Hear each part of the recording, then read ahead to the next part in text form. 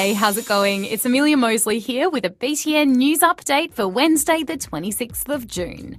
First up, in Monday's podcast, I told you about how a school in New South Wales was trying to crack down on phones at school. Well, now all of the public schools in Victoria are getting ready to take a tough stance to keep phones out of the classroom.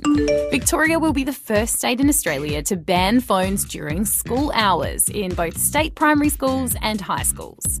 The ban will mean phones will have to be kept in school lockers from the first bell until the last. That is, unless a student needs their phone for medical reasons or they've been told to use it for classroom activities.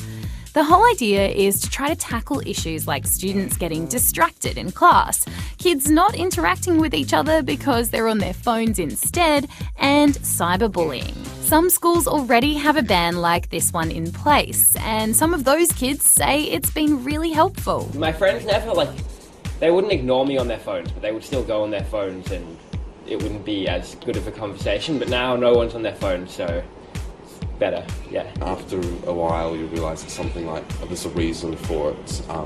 You get used to it and then you'll be like, oh, it makes sense why we're doing this. Of course, not everyone's on board with the phone ban. Some reckon it's actually important for students to learn how to manage their own phone use, because after all, that's what most adults have to do at work. Oh, there it goes again. According to a new report, the robot takeover is beginning. But did we design them to be trusted? Yeah, it's actually less Hollywood and more statistics. The report by Oxford Economics reckons that by 2030, 20 million manufacturing jobs around the world could be lost to robots. The report reckons that Down Under, South Australia and Victoria could be hit the hardest because there are a lot of manufacturing jobs in those states. Experts say that the government needs to start planning for other jobs humans might be able to do instead to make up for the job losses to robots. Well, at least my job seems safe. Hello, everyone. I'm an English artificial intelligence anchor. This is my very first day in Xinhua News Agency. Oh no. A student from Georgia just broke the world record for solving a Rubik's Cube hanging upside down in just 13 seconds. Does hanging upside down make the little coloured cube of confusion harder?